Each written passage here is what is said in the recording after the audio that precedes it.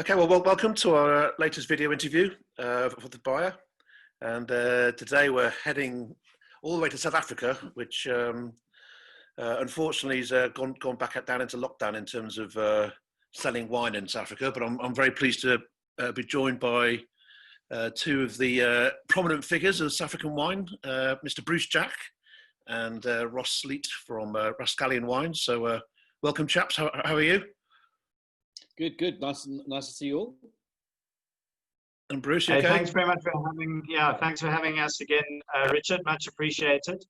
No, it's good. I know that we've been on your show before, both of us, but obviously, there have been some really interesting developments in terms of what's happening in South Africa. Crazy stuff, but we are also collaborating together to try and creatively overcome some of the challenges which are being thrown in our path, and we appreciate you giving us the bandwidth to talk about it. Well, of course, no problem at all. I mean, to be honest, the least we can do, there's a lot of support, obviously, in the UK and I know in other of your main markets to do what we can do for South Africa. Do you want to just update people on what the situation is and what the likelihood is of this ban being uplifted, or the kind of timescale we're looking at? Yeah, I mean, if I can, Bruce, you obviously jump in at any stage. Well, currently there are no domestic sales of alcohol whatsoever in any format, including online. There's no indication as to when this ban will end. We understand the reasons why from a social point of view, but be that as a way, we still believe there are parts of the trade that can trade safely, which includes online. It's fantastic to see this week a whole bunch of people from all over the world basically saying, please support South Africa, and that's very, very much appreciated by every single brand owner and every person who works in the wine industry. Yeah. So that's where we are, which is not a great place to be honest. Yeah, and it's sorry, Bruce. Do you want to? Yeah, I think a couple of things I could possibly add to that, but that's spot on. The indications we've had is it's an 8-week lockdown, ban on or prohibition of alcohol sales, and look, I mean, it would be very difficult to argue against the reasoning. The reasoning that's been given is that. Oh, thank you, Robert. Thank you. I will, thank you. Sorry about that. Okay, I'm all set up now. So the reason that we've been given by the president was basically that alcohol-related trauma in hospitals are taking up valuable beds for those who are by corona. Now, there are a couple of things that one needs to sort of investigate with an open mind. Obviously, we completely understand that there is this toxic relationship between some South Africans and alcohol. We understand that trauma from alcohol-related injuries and the subsequent clogging of hospitals is an issue for sure, without a doubt. Yeah. But there are a couple of things that sort of need to be unpacked. The first one is that there is no at this stage anyway, there is no hospital beds that are being denied COVID-19 patients because of alcohol trauma. So that is untrue. And that is from the hardest hit province to date, which is the Western Cape. Yeah. The reason we went into a lockdown at the beginning and all agreed to the draconian measures that were put in place was because we were collaborating with the government to allow government to get our hospitals ready for the inevitable wave, which we're now in. Yeah. I mean, South Africa is now per capita has more reported cases of COVID than Italy, for example, more reported cases in the USA, for example, per capita. So we are really tracking up there, and it is a battle that we all need to be part of and take seriously, including the wine industry. I'm not for a moment saying we shouldn't do that, but at this stage, alcohol-related trauma have not affected bed space, and also in the Western Cape, which was the hardest hit province, those numbers are now stabilizing, as has happened around the world. And so, in fact, it looks like we are over the initial or first peak. And the other thing that needs to be understood is that you don't ban kitchen knives because somebody gets stabbed by one. You don't ban the production of motor vehicles because somebody has a crash and kills someone in it. That's all about effective policing. We have more regulations around the use of alcohol than most other countries, but we have ineffective policing. Yeah. So I think that the real issue here is that the government has let us down in terms of being able to prepare hospital beds to accommodate not only the wave of corona and COVID-19 patients, but also the general problems associated with a violent country like ours. Yeah. That has just not been done in provinces outside of the Western Cape. And the other thing is that without effective policing, it's not the fault of alcohol. So banning alcohol in a way and destroying 1 million jobs in the process is perhaps as Ross said, the walnut to break the sledgehammer to break a walnut, and probably the last option that's available. But and for that, we can understand. But at the same time, what it does is it exposes to many people in this country that the only options left available to a government that has let down its people to the extent that it has, is to use a sledgehammer. So unfortunately, that's the situation we're in. And as the wine industry, I think we are going to see very few people now recover. The ones that we're hanging on with their fingernails from the first lockdown are really in huge problems. Right. Yeah. I mean, the other really concerning situation which arose is that previously there was negotiation engagement with the various industry bodies like Vinpro and Salver and Wines of South Africa. But this latest announcement on Sunday night, there was absolutely no engagement, and everybody was just going, really? That's more of a concern. Anyway, it is what it is, and we need to see what we can do to help people survive. And as Bruce said, there are a lot of people who unfortunately are not going to come out of this okay, whether they're restaurants or wine shops or wine businesses. They will not recover. Yeah, well, that's what I was going to ask actually, was whether or not there was an opportunity, or has there been talk of that communication restarting with the government? I mean, Bruce, you mentioned 8 weeks, but I mean, has there been any kind of feeling of that actually there could be an opportunity to get some concessions for in terms of selling online or whatever it might be? Well, Vinpro have announced that they are continuing to engage, and they're certainly engaging with the Western Cape government. But further than that, it's not really known how deeply that engagement is actually reaching the right people, and not for lack of effort, absolutely not. But for government to announce, as Bruce said, a wave of restrictions that puts 1 million jobs at risk, a huge value chain, so on and so forth, without consultation, is deeply concerning, very, very concerning. Yeah. So to answer your question, Richard, no, engagement has pretty much been broken off.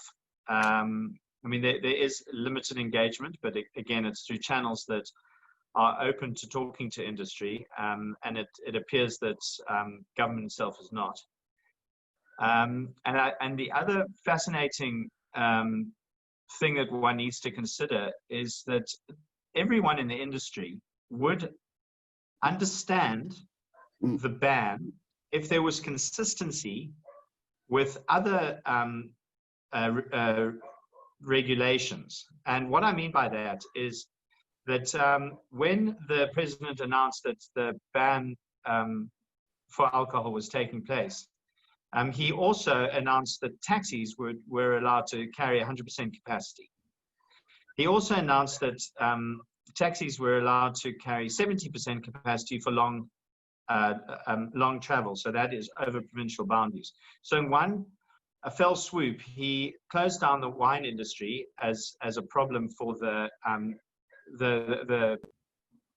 virus being spread, and in the same sentence almost created a regulation which ensured that this virus would be spread.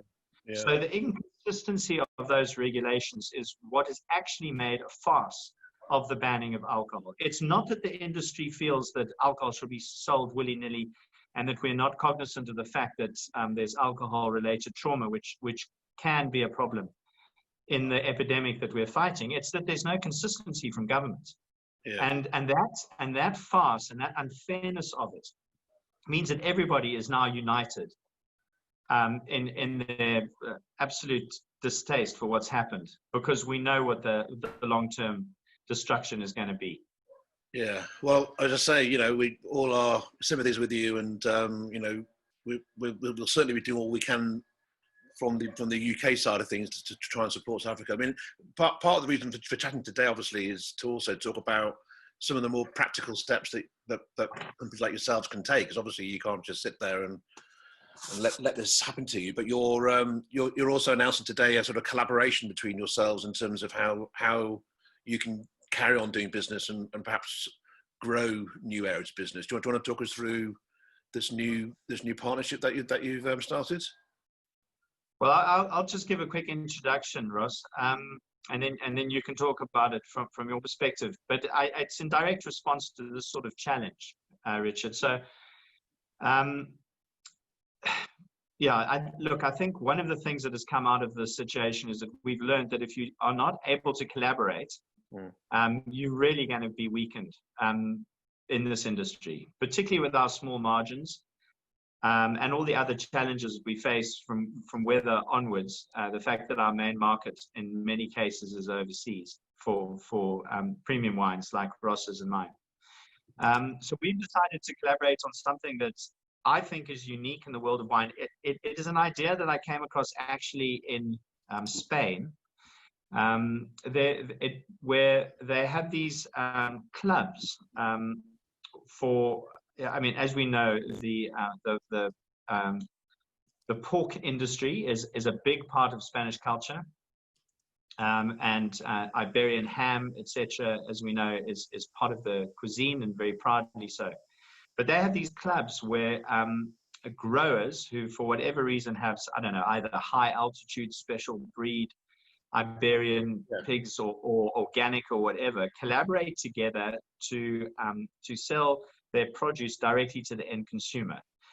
In so doing, they bypass the traditional retailer channels, which they supply as well, obviously. But it's a way of communicating, I think, directly with the likes of the end consumer. And what we want to do is exactly the same in the wine industry, and I don't think it's been done before. So what we're looking for is a collaborative selling platform that is basically a not-for-profit platform. So we collaborate together to sell these, but we're not trying to make money out of it. It's not an agency model. So we just cover the costs of this model in the UK. We allow wine to be stored in the UK by sending it over ourselves and carrying those costs. But it's about talking directly to the end consumer. And while it is, I suppose, on one level, an opportunity to sell wine, it's far more than that. It's actually an opportunity to engage directly with the end consumer, and so hopefully build the brand for all our retail partners, whether they be supermarkets or the on-trade. It's really about brand awareness, but it's a direct-to-sale communication platform. And it's not there to cut our traditional retail partners in any way. In fact, our model just doesn't allow us to be cheaper than many of our retail partners. But it does allow us to communicate directly to the end consumer.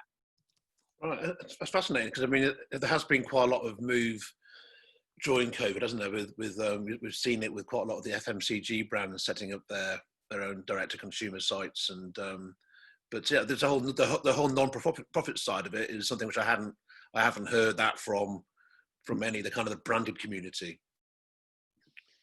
Yeah, I mean, I think the key thing here is that by collaborating and by making sure that we keep ourselves as lean as possible, we're able to cover the costs which sit in the UK, and not make any money on those transactions as you would normally in an agency model. But just to echo what Bruce is saying, if we can reach and trade and consumers directly and talk to them directly, we can be bendy, we can be swift, we can move into areas and opportunities which you probably wouldn't normally be able to do so quickly.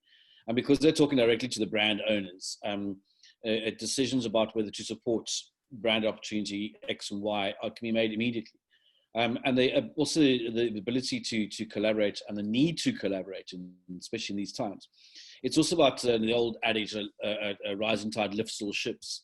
And certainly what Bruce has said to me, and there are 2 or 3 brands that are going to be involved initially, but certainly there will be more brands that will join, because it's an opportunity to present a direct engagement with the consumers and trade from the horse's mouth, so to speak.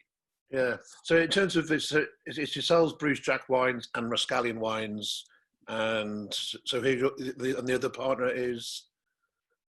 Who's the other? So at this stage, so it's Rascallion, Bruce Jack. It's my estate, the Drift Estate. It's my Spanish business, La Bascula. Yeah. We will also be selling the Kluver & Jack cider, which we produce here. Of course. And then De Grendel, which is another estate in South Africa at this stage. Yeah. The Bruce Jack brand, as you know, is mostly what's available in the UK through the likes of Sainsbury's, Asda, and Co-op, with another big supermarket coming on board fairly shortly, is the lifestyle brand. What we will be selling mostly through Mind Map Wines will be our reserve and our heritage range. So again, no intention or overlap with the big retail partners, which we already enjoy good relationships with. And obviously being able to sell the Drift Estate wine, which is obviously a hand sell because of its cost to the consumer and the cost to produce. I mean, the Pinot Noir is £48 a bottle. It's not an easy thing to sell for any agent, and a difficult thing to ask a non-South African to sell, because obviously you're right up there competing with Burgundy. However, through a direct-to-consumer collaborative and not-for-profit website like Mind Map Wines, we're able to hand sell that product and take that pressure off a traditional agency business that might find it much easier to sell wines of that price from more traditional markets like Burgundy. So I think that's what it's all about. It's not about us losing trust or focus of our traditional agency model business, which we will continue to have. It's just about actually helping them do the business. Okay. So, and if you can explain, how you two work together. I mean, what's the connection in terms of or why you two work together as opposed to a other producer? Oh, well, and of course, De Grendel and La Bascula, and we've got another half dozen guys that we're discussing with. In fact, 4 of those are female winemakers from other parts of the world. As well, I think from a South African perspective, we've got what we want in terms of a nice mix.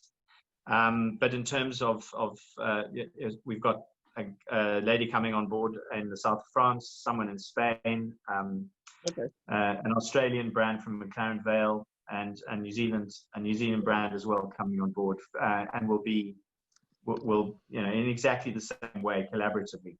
Okay. So I mean, how Ross and I, that's quite interesting. We've known each other forever, it feels like, and I've just always been a great admirer of Ross's marketing genius, and he has great contacts. He's got an incredible database, which of course we share the database. We share each other's database. That's part of the collaboration. Right. So and his wines are fantastic. I think that's the kind of crucial thing, is that it's about having like-minded people involved, people who make true wine, wines that are crafted with a sense of place and with a sense of fun. And I mean, Ross does that better than most. Yeah. Well, Ross, your turn. Yeah. Well, it's hard to follow that. Bruce and I have known each other almost 30 years, and we did cross over. I was at Constellation a long time ago when Bruce was involved there, but we didn't really. There was no business relationship. But one of the things that attracted me to when Bruce had a conversation with me is, number one, is open-mindedness. Number two, it's to absolutely echo what Bruce said. The collaboration is king. I mean, where we are situated in Stellenbosch, there are 4 wineries and a gin distillery, and we are collaborating. We're trying to collaborate before the COVID restrictions on marketing and promoting ourselves together. So something I very firmly believe in. The wines that we will launch will be available in the UK for the first time, which is obviously also a fantastic opportunity. And we're kind of launching with 3 different tiers from a price point of view. And as Rich, I think you know, and Bruce as well, the wines is quite esoteric in terms of they do different things for different people. And that's the joy of this sort of platform. We can be bendy and we can say, well, in this environment, we'll push this wine of this ilk. And not everything's going to be thrown into the same basket. And the ability to do this relatively swiftly is, again, it's so important. I mean, yes, it's a risk. We have to carry the costs of putting a container on the water, and we pay for it ourselves. But it's a risk that we are certainly very happy to take, bearing in mind what the opportunity is in the UK. And also the fact is, and we've seen, I think we were mentioning earlier, the positive response that a lot of consumers and traders have towards the South African wine story.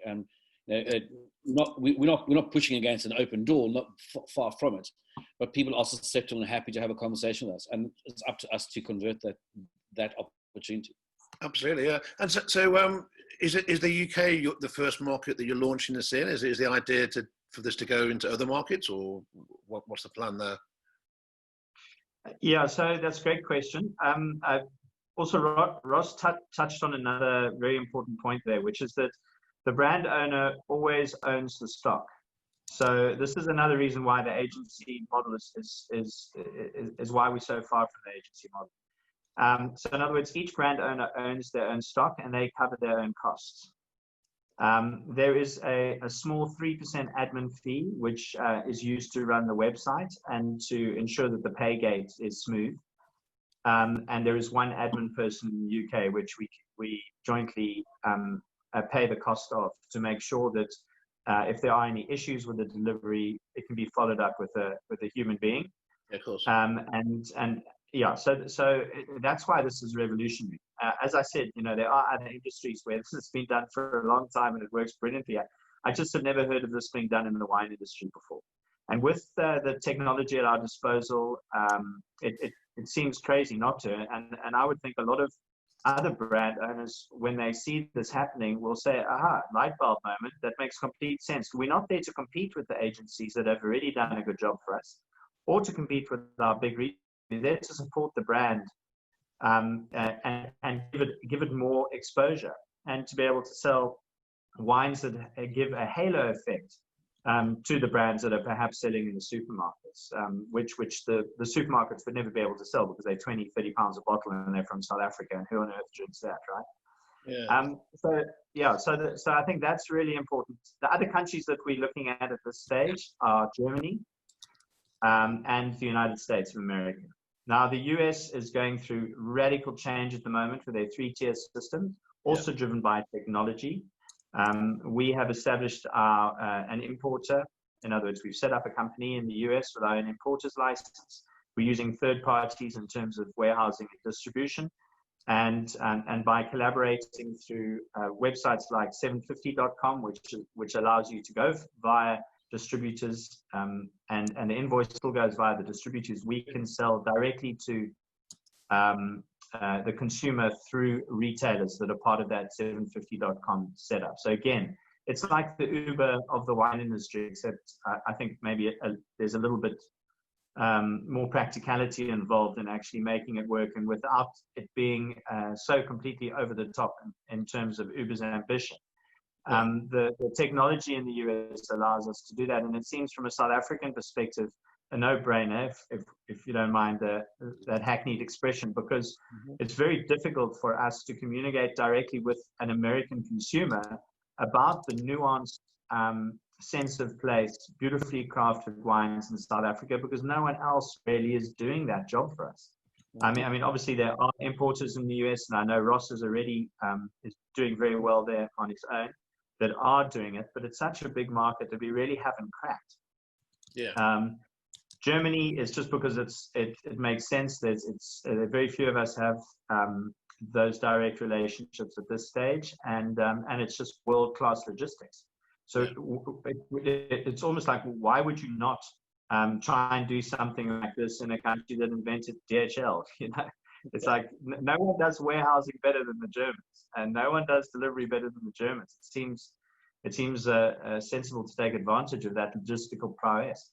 Yeah, well, it seems. I mean, I'm sure lots of wine brand owners will be listening to this with great interest, because there's definitely been that switch in the last couple of months between, you know, more wine brands setting up DTC sites in a very kind of tentative way, and I think this opportunity has given them the chance to sort of like push the go button, as it were. But as you say, it's that kind of balance between how do you get that retailer support for what you're doing as well as going direct. So this model is definitely one which I'm sure people will be watching closely.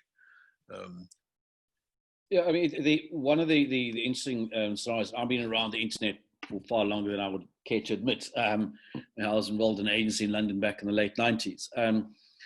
Technology that exists and the ability for the consumer to engage has been there for a couple of decades.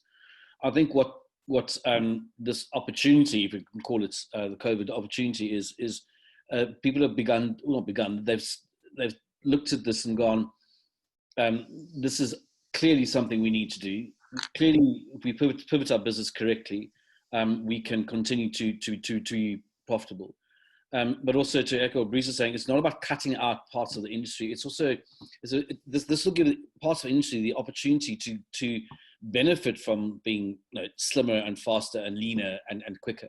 So it's not an either or. It amuses me when you look at some brands, global brands like toothpaste brands, setting up a direct-to-consumer website, thinking, "Wow, that's a bit strange." Yeah. But if you want to talk to the brand owner, why not? You know, you need to have this ability to talk to your brand owner face to face. I had somebody a couple of weeks ago. There was a delivery issue. I phoned the customer up and I said, "Mrs. Jones, whatever it is." And I said, "No, this is Ross. I'm the managing director of Rascallion Wines. I want to apologize because your order has been delayed." And she was flabbergasted. Yeah. I said, "What? You're the owner and you're calling me?" I said, "Well, why would I not?" Yeah. No. You're my customer, and that's the sort of engagement that we certainly believe in from Rascallion. I know pretty certain Bruce and the other people do, because why would you not want to speak to your customers and consumers directly? I mean, it's the best place for you to talk about your brand is face to face. So how are you going to market this then? Because I mean, great idea, great concept. You've got the wines on the website. How do you then get consumers to know that you're there? So, Richard, the reason why I absolutely detest you is you ask all the good questions. Sorry, the reason I detest you is because you ask all the difficult questions. Oh, sorry. It takes me a while to think of them. Well, exactly right. So this is the weakness. The weakness in the plan is that it is database driven, and if you are unable to harvest the right type of customer, the right type of end consumer, it doesn't matter how smart you are and how brilliant your wines are, you're not going to sell them. So yeah, so that is what we're working on, and I think we're not there yet. We've got a long way to go, and I think that is the trick about this business. But we're hoping that it'll be of such interest to the consumer that there will be third-party endorsements from those who we will be able to attract to this model directly, which will be our direct contact. So we pool our databases, and we let those people know through whatever social media channels we have about what we're doing, and then we hope to just grow organically from there. So from that side, it is a bit of a shot in the dark, and we acknowledge the weakness thereof, but at the same time, I think that our traditional agency partners and our traditional retailers will see the benefit of this, because the market is big enough. We're not going to step on anybody's toes about this. This is more a communication platform. Yeah. And I think I'm pretty confident that actually our retail partners will support it, and will also point people in the direction of this portal, because it'll allow their customers to talk directly to us. Particularly with things like the Bruce Jack lifestyle brand, it'll always be cheaper through our retail partners, and so the consumer is not going to spend £1.50 more buying through this channel at that level. But for them to be able to communicate through this platform and still buy through a Sainsbury's makes a lot of sense to everybody. So this is about making the experience of the consumer better. Okay. So will that mean that in terms of how it looks, and will you be putting quite a lot of content on there, or ways in which consumers can have live chats or take part in forums, or how will you do that engagement piece? Again, I'll jump in. Sorry, Ross. So yes, initially the platform we're using, it's a Canadian paygate facilitator. We use it in South Africa, and it's very effective. It's a very simple way for consumers to shop online. That is upgradable. So as soon as we have enough footfall, in inverted commas, through this portal, we will be able to upgrade to a system which allows all those added on benefits of communication. But initially, it'll just be content and all the channels in which people can contact us through. Yeah. And of course buy. Yeah. So it's more what you call the if you build it, they will come. Marketing. There are also things that's I mean, this is something which Bruce and I haven't even spoken about yet. I've only started a conversation with this last week, but I'm meeting someone tomorrow where we will be putting together a direct-to-consumer telesales campaign where we will call into consumers who are interested in wine based out of here. Because funnily enough, there are a number of telesales companies which are not working at the moment. So, and that's something I've got experience on from many, many years ago at Direct Wines. I don't think we'll be as big as Direct Wines quite yet. But I think the differentiator here is that Mind Map Wine Company calling on behalf of brand owners directly to consumers is a very unique proposition. And to your point, Richard, about the ability for those people to talk directly to the brand owners, it's something which certainly in my experience I haven't come across at all, and that's kind of it's the reaching out to that consumer base directly from the brand owners and winemakers directly saying that we want to talk to you about our products, and that's a massive opportunity. It's going to be a lot of hard work, but it's exciting because, as we say, it's the first time that I've known this to be in place. Yeah, and what's interesting actually is during the lockdown, people like Kantar and Nielsen and all the various consumer research bodies have all identified, the fact that consumers, well, not all, but a good 70-80% of consumers want to have a direct connection with their brand, be it Nike, Adidas, the local butcher, so it's very much. Whereas, as you say, in wine, that hasn't necessarily, unless you go direct to someone's website or know the winery personally, there hasn't necessarily been that kind of immediate route. And there's also been, I know, anecdotally talking to some of the online guys in the UK or people who have e-commerce, they've picked up enormous sales through organic growth, just by people going online looking for wine and then coming across websites. So a lot of it, I suppose, will be your SEO challenge and how well you rate and how visible you are. Yeah, exactly. So and I think we will falter there and make mistakes because it is such a difficult part of the business. I think everybody finds that difficult, and not being a Laithwaites or Direct Wines with that history and starting cleverly the way they did with the Bordeaux Direct and all those sort of things, getting reputed journalists who are talking direct to the end consumer on board and all that sort of thing. We are not, we don't have, I mean, we're under no illusion of the difficulty of what we're trying to do, but at the same time, I don't think we're left with a choice. Yeah. Because of what COVID has done, and also because of the opportunity that technology offers us, it just seems crazy not to take advantage to be able to tell your story directly. Mm-hmm. Great, and just probably another hard question for you, I suppose. But who's going to handle the actual the last mile delivery? And are you working with? Who's going to do the actual delivery bit of it? So at this stage, it's London City Bond. Okay, I guess so. Yeah. Right. And the industry, I've worked with London City Bond for 30 years probably, on and off. A very reputable company. We all know them. We also know they're expensive. But the last mile service is exceptional. So that's who we're using. Yeah, and I know so many wine companies during COVID have basically, without LCB, a lot of this growth has been on delivery wine sales in the UK wouldn't have happened. So, they're good partners to have. And then just looking sort of like, you mentioned you're looking for more producers to join you. Is that a thing where people can come to you and suggest themselves, or are you relying on your own networks? We're relying on our own networks at this stage. I would like to encourage other brand owners and other wineries to set up similar operations themselves. The market is big enough. This is about using a portal to communicate. And if we can cover our costs in so doing in expensive markets like the UK, where particularly from South Africa and Chile, perhaps our currency is not going as far as it could. We have to box clever. We have to be smart. We have to adapt and be creative.